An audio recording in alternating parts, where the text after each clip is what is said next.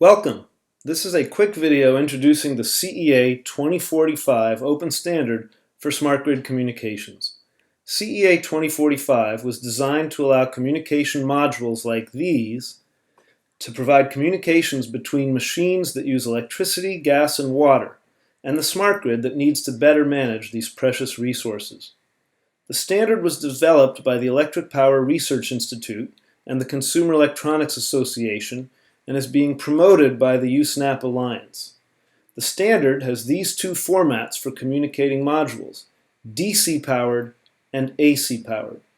Today we will be showing you modules that use Wi-Fi, but many other communication paths are possible.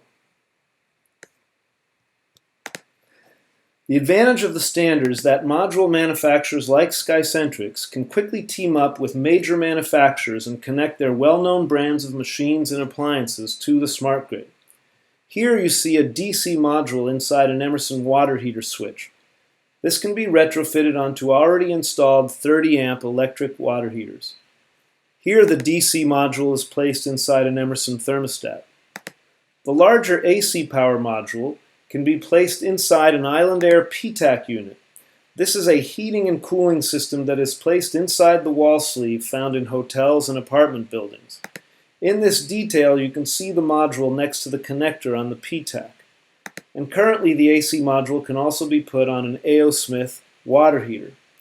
Once the CEA module is placed onto an appliance and connected to the internet, then a building owner can go to the SkyCentrics portal and add a device to his account. He does this by giving the device a name, such as My PTAC, and choosing the AC module. When he does that, he's presented with the devices he can connect it to, the IslandAire PTAC unit, A.O. Smith water heaters, and the Vaughan water heater. If he had chosen the DC, he could choose between the Emerson water heater switch, pool pump switch, and thermostat. Here we have already added the devices to our account. The Emerson water heater switch is live, as you can see on this webcam. You can also see some more traditional SkyCentrics connected devices, such as this rooftop unit monitor, with a current transformer connected to it that is reading the power from this heater, and temperature sensors connected to it, monitoring the heater and the ice water here as examples of supply and return air to the rooftop unit. The watt stopper here is reading the power of the heater, and the SkySnap RTU back here is also reading that power. And the temperature sensors are here showing cold, hot, and room temperature. In a similar fashion, the Emerson switch is showing its status.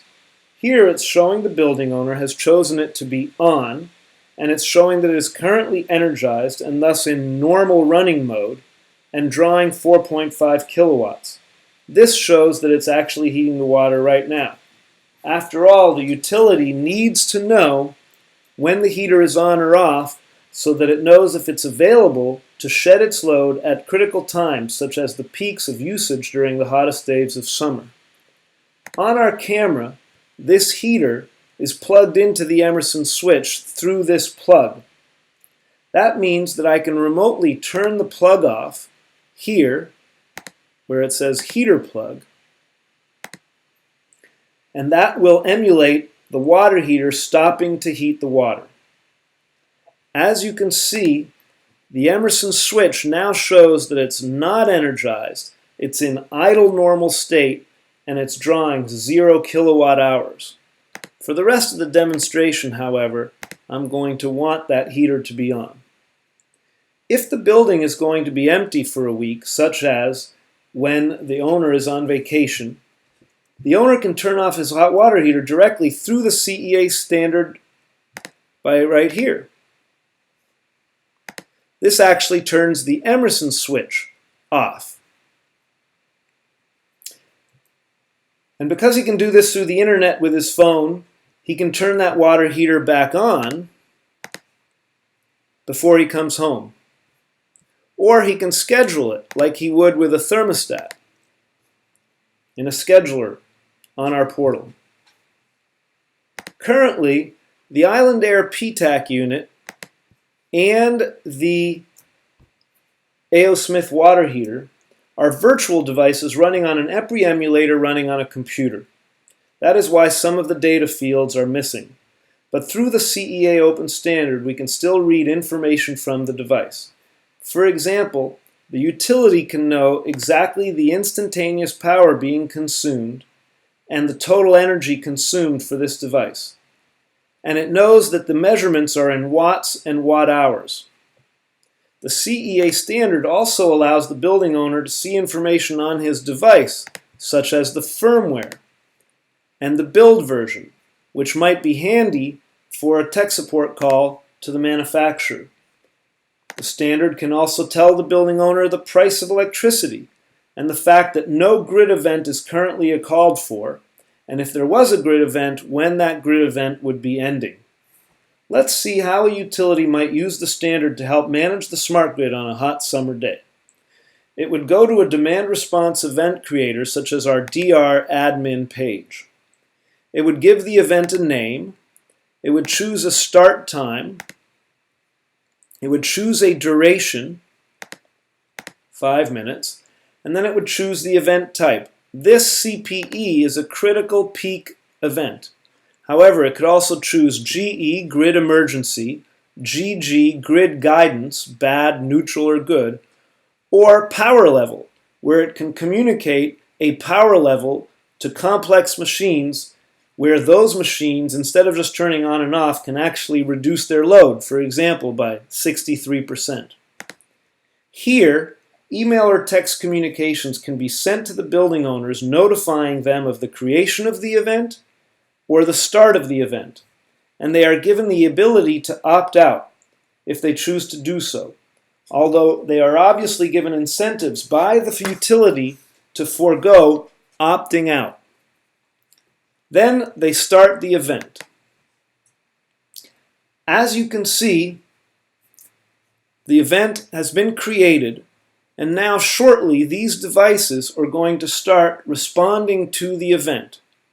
We can hit refresh to see it happen more quickly with one of the devices. Here, the Emerson switch has received the communication from the smart grid.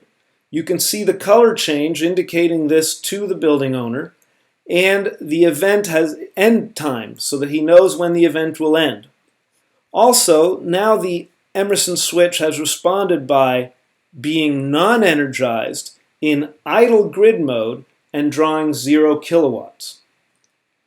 In summary, the CEA-2045 standard provides 2 valuable communication paths. The first is to the utility for the critical grid management functions that we all need to better manage our precious energy resources. The second is a byproduct of the fact that the CEA standard connects devices to the internet.